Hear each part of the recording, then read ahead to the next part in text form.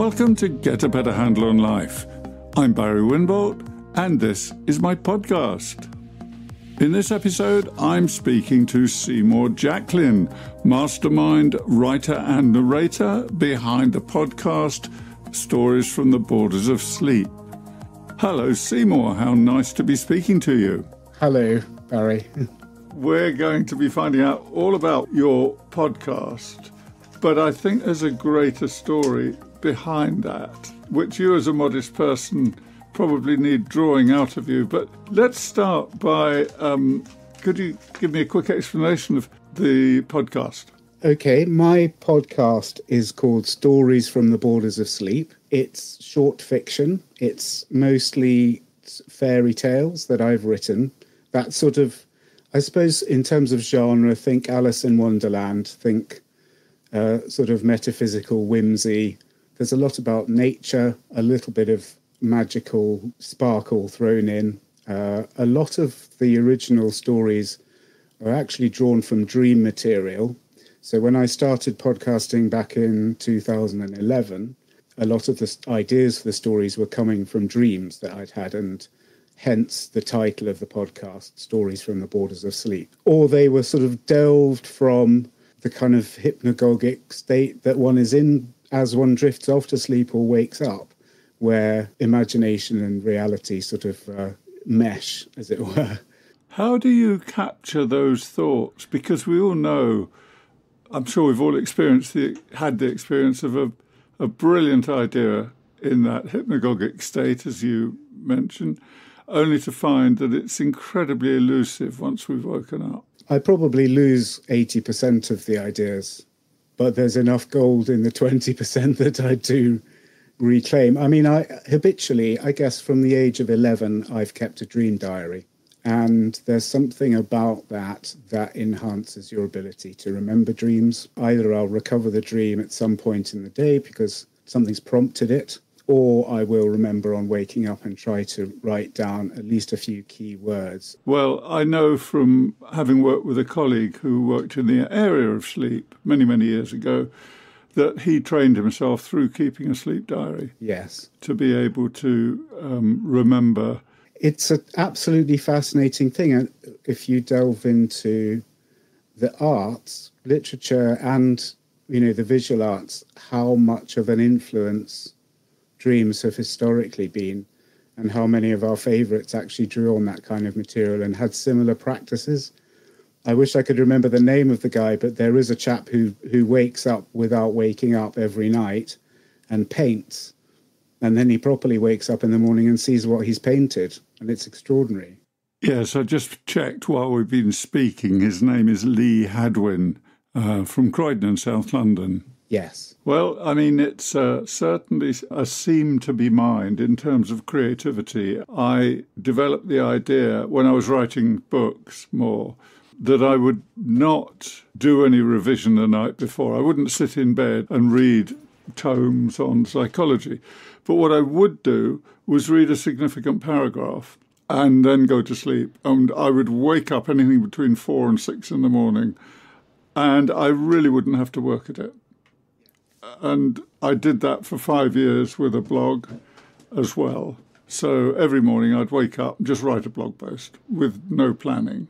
I mean, sleep's one of the last frontiers, isn't it? I think it's still mysterious to science. And yet we're almost rediscovering what a lot of indigenous cultures have known since forever, the importance of dreams, or there are lots of dreaming cultures that are much more around where it's a family thing to sit down in the morning and share what you dreamt about and to draw significance from it. And obviously dreams feed into psychotherapy so effectively. And I often wonder whether this is, what goes on in these indigenous cultures is a form of psychotherapy.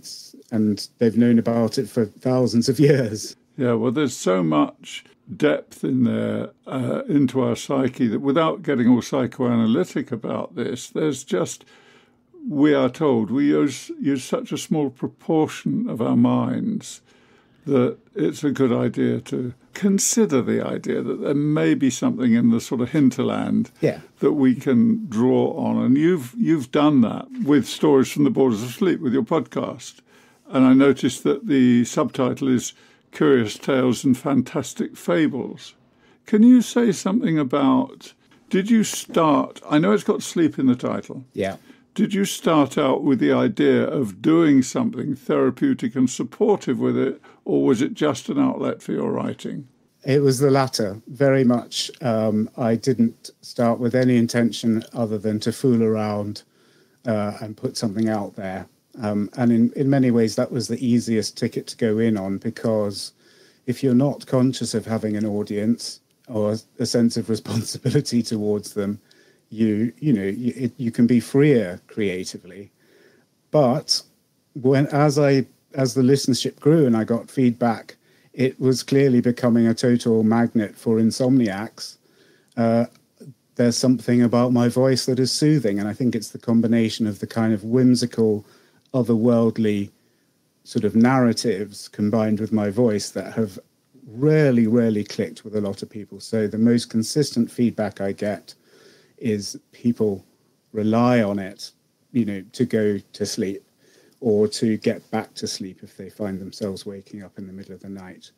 And so I've embraced that, and I suppose it feeds into, I've been there myself. I'm a part-time insomniac as well, and I've had a journey with that. So it's wonderful to feel that there's a community around that, this sort of twilight zone that I'm giving back to and getting a lot of support and encouragement from as well.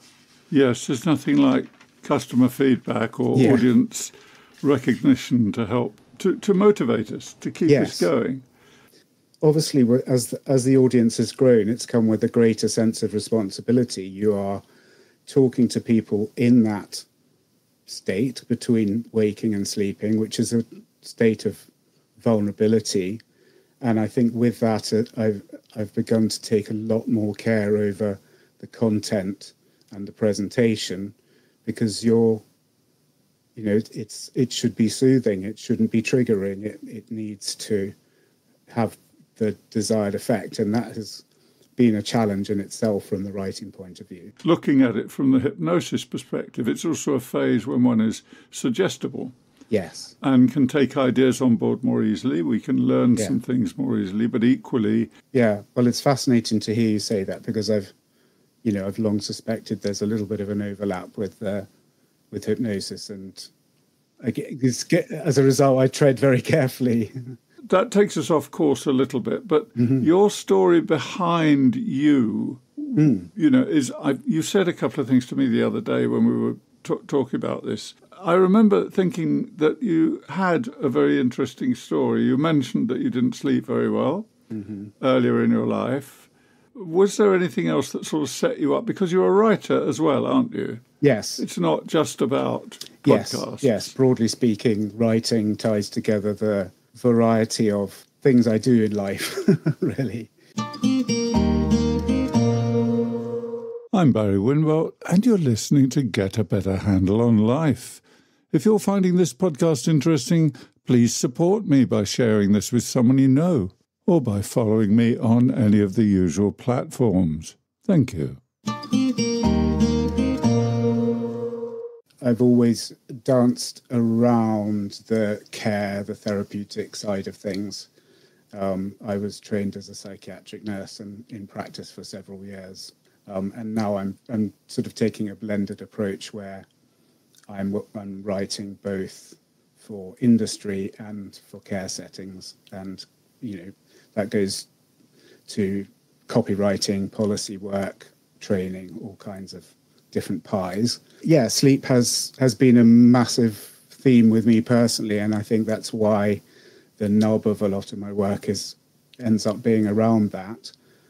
It was a battlefield since childhood, and I think there's elements of both nature and nurture in that. And I've always been a bit of a warrior, an anxious person. Again, nature and nurture. There'll be a mixture of explanations there. This kind of culminated in 2017, so a few years ago, with me experiencing obstructive sleep apnea. So that's where your airways collapse during sleep and you're left gasping for breath, and you wake yourself up repeatedly. And I had it so severely that when I actually eventually did the sleep test, realized what was going on and got tested, it was happening 90 times an hour. And 30 times an hour of asphyxiation is high. So I was told that, at its peak, it was happening 90 times an hour. And your air supply is being cut off. It's like having your head held under the water throughout the night while you're trying to sleep. As a result, sleep became an extremely anxious time, and my quality of sleep was almost nil. Was the level of sleep deprivation that I experienced was exceptional, to the point where I was hallucinating during the day as well as falling asleep on the stairs, or in very uncomfortable positions and at work and so on. And of course, it became a running joke, but it wasn't funny at all that I could not stay awake during the day. And I suppose, it was fascinating for me coming from a mental health point of view, because I remember during my nurse training, we were explained the stress vulnerability model of mental illness, where under duress, any organism eventually experiences psychosis. And they've seen this with, people with deprivation, sensory deprivation, extreme temperatures, or solitary confinement, those kind of conditions. Ultimately, we will have a psychotic symptomology. And I was hallucinating food that I thought I was eating. My wife's got camera footage of me putting invisible food in my mouth. It was crazy stuff. Doors would appear in walls where they shouldn't have been. I would hear people saying things that they weren't saying.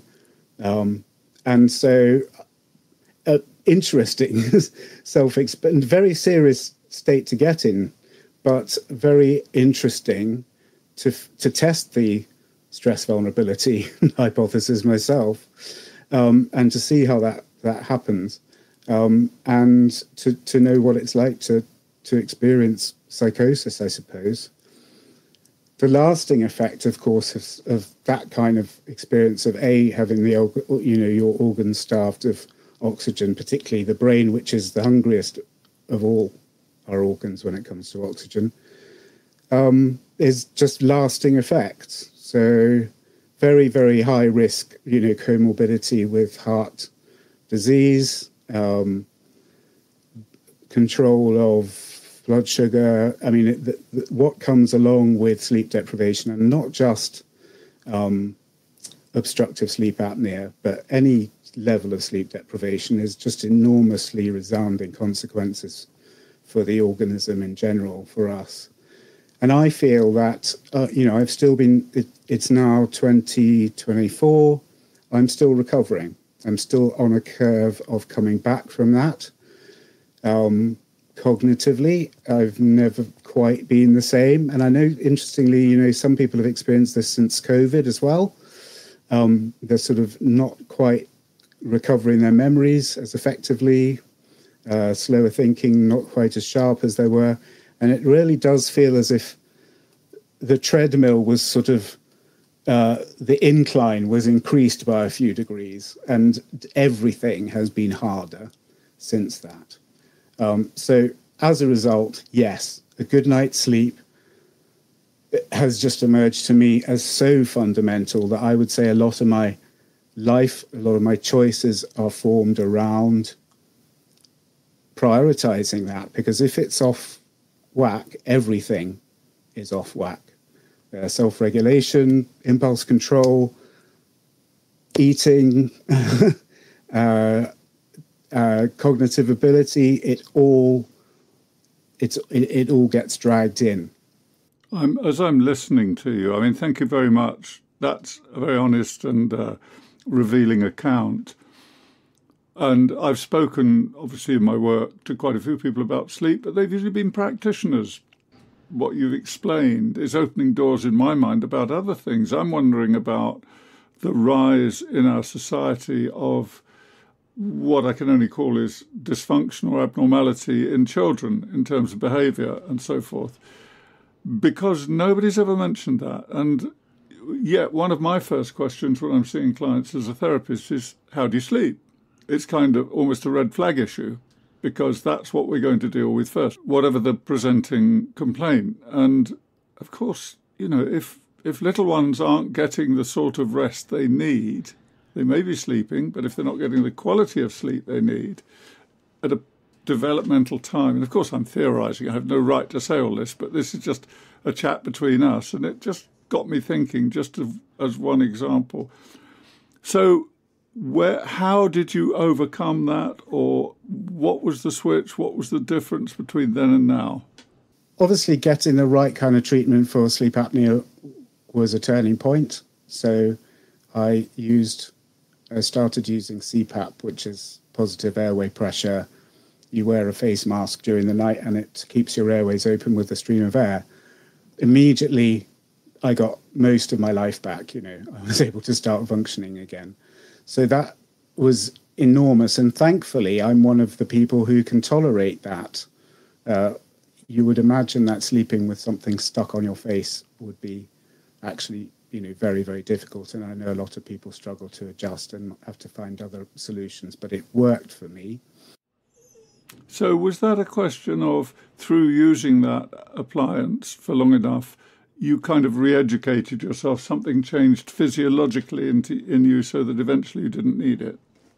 The expectation is that you would have to stay on it because the physical issue of your airways collapsing doesn't really go away. There's a genetic component for it, but it can also be related a lot to inflammation, some neurological causes, and weight as well. So if you're overweight or obese, or carrying extra weight, particularly around the neck, then it affects you.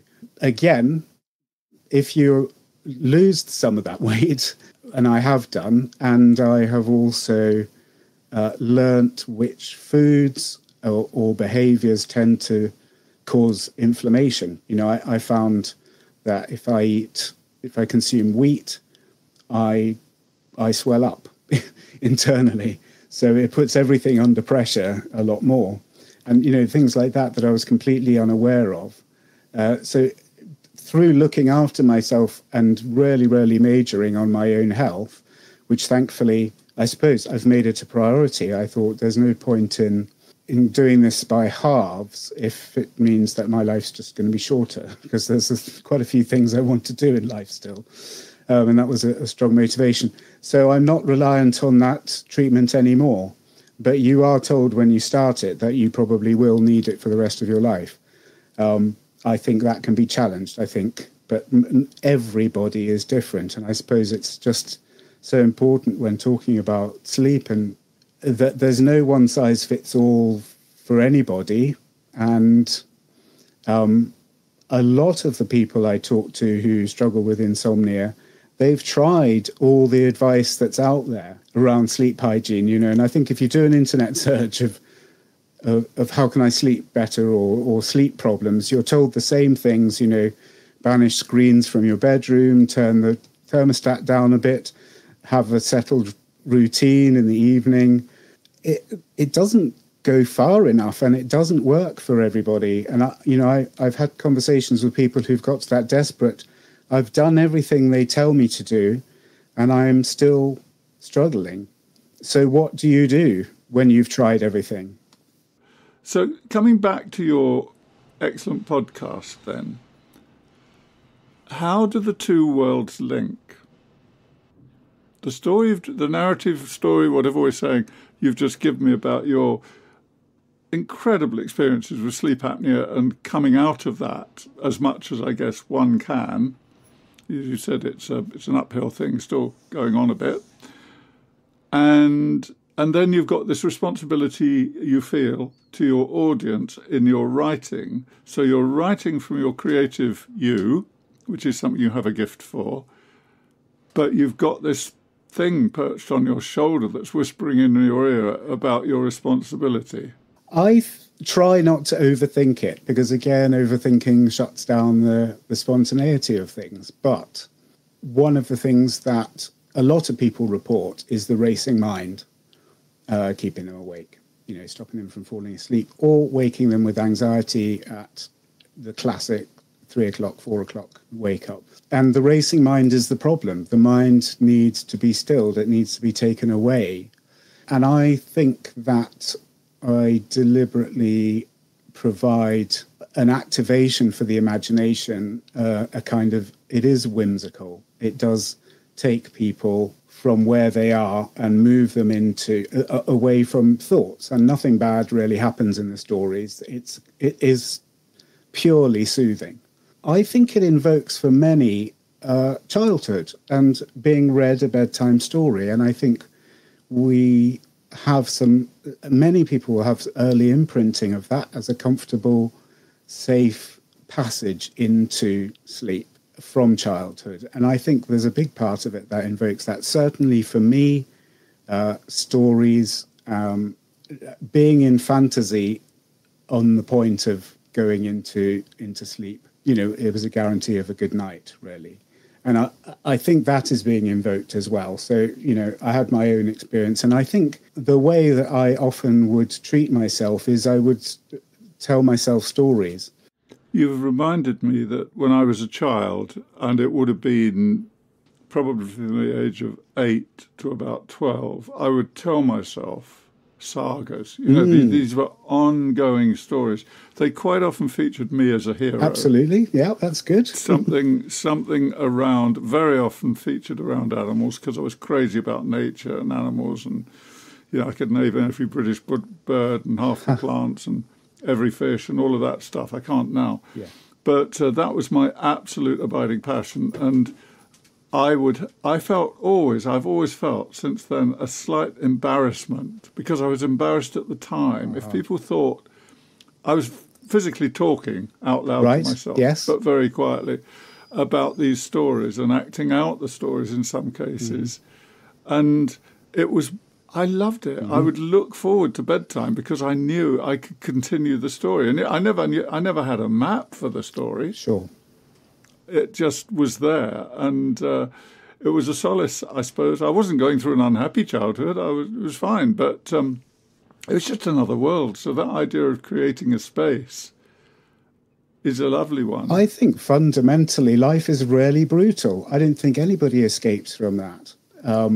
And our imaginations, historically, we've relied on myths to give us a vision of something else and to feel more than we are. And stories invoke exactly the same kind of circuitry, as it were. And I feel it's fundamental to us. Using our imaginations is fundamental to our mental health, and to being human. And to our development and absolutely to our ability to think and navigate our way through the crap that life throws at us, basically. And I think you can see that in people when you meet them, that some people just have never really allowed themselves to explore that side of their nature or their character. It's all very material and about what exists. Yeah, and that's conditioning, I think, because naturally we're storytellers, aren't we? Naturally, but we're taught not to. Another door it's knocking on in my mind is, maybe as therapy, we just need to send people on imagination courses and teach them to actually live in a fantasy world a certain amount, because after all, that's what we're doing a lot of the time. You said negativity. We create entire sagas and fantasy stories about the harm somebody's done to us, for example. Absolutely. And it all happens in our mind, and they possibly don't even know we exist. Yes. You're listening to Get a Better Handle on Life with me, Barry Winbolt.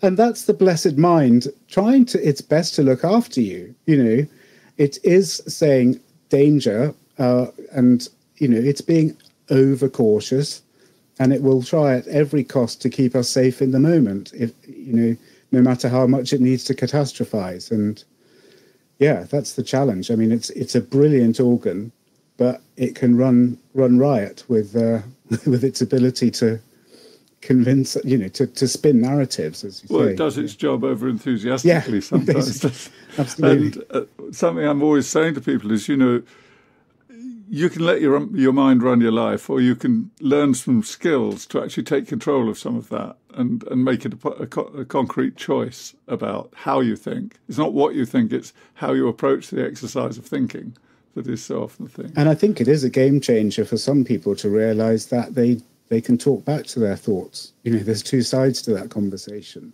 So the idea of, yes, answering back, just as you would in real life. One of the metaphors I had years ago was, well, if a friend came and every time you opened your front door to them, they chucked a bucket of foul-smelling water over you, how long would it be before you shut the door and learn not to let them in? And yet that's what we do with our thoughts. Precisely, yes. So, look, Seymour, what else can I ask about the podcast? We've veered away from that, but as ever, it's a very, very... Well, we don't, I wouldn't insist that we stay close to the podcast itself. No, but on the other hand, it has made a difference in people's lives. Yeah. What are some of the things people have said to you, for example? I think, one of the most gratifying kinds of feedback I get is that people will say I was having a hard time. Something happened to, a bereavement or something like that. And this, listening to the stories, literally got me through that hump.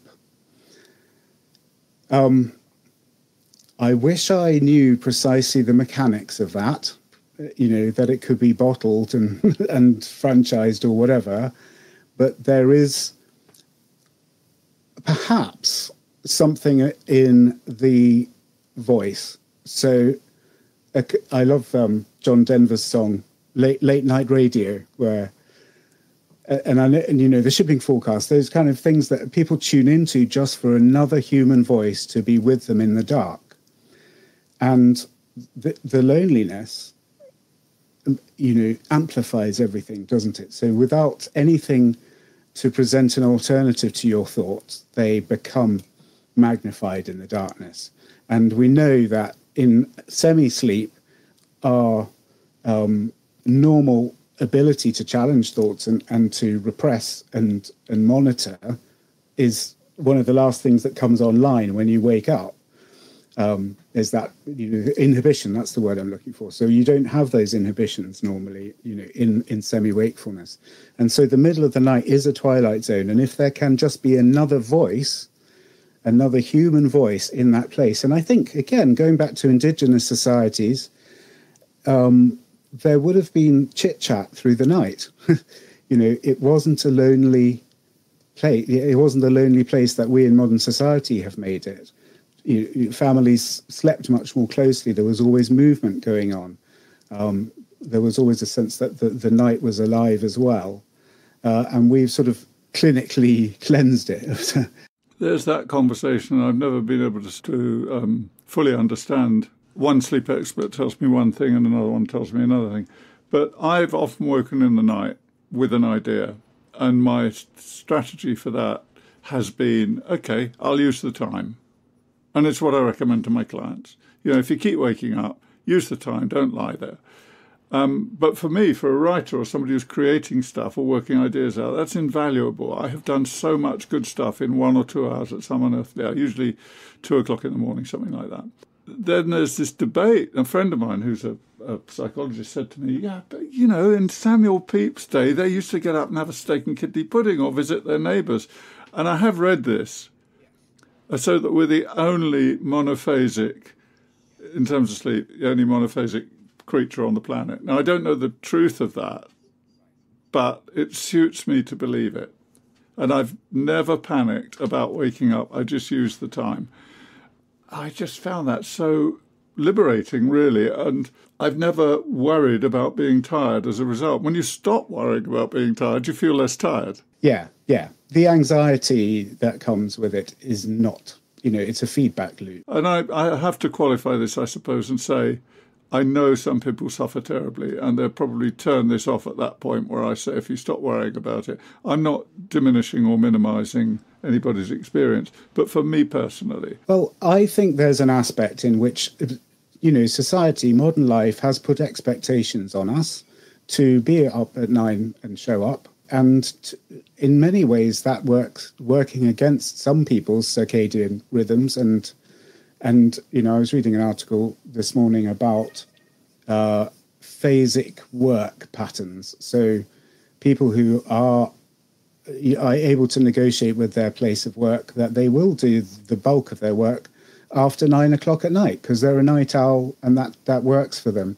And I've certainly found I'm prey to the second wind. If you find daily life overwhelming and if you sail close to anxiety normally, the night time when everything calms down, it's your safe place. It's quiet. The phone is not ringing. You don't have a list of things to do. There is nobody screaming. There's no noise. And it is a safe time. So how do you balance that against the need to sleep? Well, if society is demanding that you show up for work at 9 o'clock the next morning, you're in a troubled kind of situation. And I think this is what I've taken to heart. Again, I think it was actually a yoga instructor who put it like this, saying, if you're not getting enough sleep, you have a toxic lifestyle. And I think often because we're so work orientated and productivity orientated, and we're in that mindset that we've had since the Industrial Revolution of working to the clock, that is actually, for many people, is a toxic lifestyle. So the question becomes, I'm suffering from insomnia, how can I still show up for work? Or I am suffering from anxiety, I am approaching burnout, how can I recover as quickly as possible so that I can get back for work, so that the sick pay doesn't run out or whatever? And that creates a toxic situation. So, again, there might be people who turn off at this point, but I think it's fundamental that we actually start at the lifestyle level, and we won't crack this. And if we keep going, how can I get back to work as quickly as possible? How can I go back to functioning how I did before? Because how you were functioning how you did before led to insomnia, stress, burnout. Rather we need to address it at the lifestyle level. So my challenge, and since my experiences with anxiety, with sleep apnea, have been to start with my life and say, what kind of a life do I need to be leading in order to be healthy? And that has meant that I don't do certain jobs. I've had to shape it around that and make it a priority. But I almost can't stress enough that I think it is fundamental we ask the question about detoxifying at a lifestyle level, rather than try to work out how we're going to fit into what society and work kind of is dictating for us. And the more we challenge this, the more we will hopefully shape, and we are seeing shifts in work culture towards a more compassionate and understanding and healthier approaches. And it needs to go further. I applaud every sort of inch that is taken for that. Those are inspirational words. Thank you for that.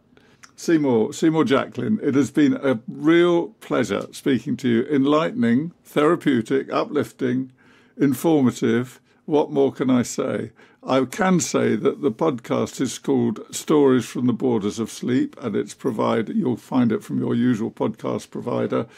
I highly recommend it. I've got help from my border collie here on my lap. She's been here for the last, very patient, because it's been such bad weather that we missed a walk at lunchtime, and she's climbing up on me now because she thinks she has permission. So she will be my next thing to do, won't you? Yeah. Come on, down now, down. Seymour, I really a joy, and I can see that.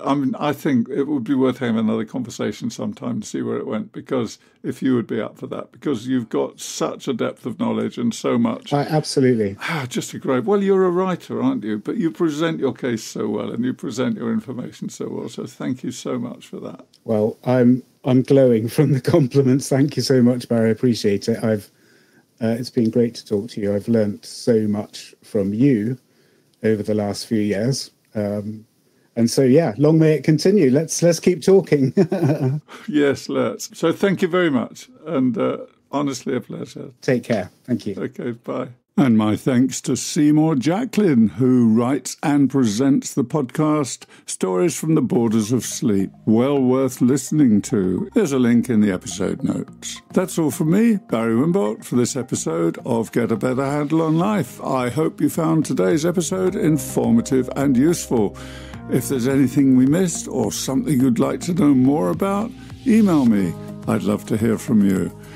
You can subscribe to this podcast so you never miss an episode. You can also find me on LinkedIn, my website, and at barrywimbold.com, and now on YouTube. So thank you very much for listening. All the best. Until next time, goodbye.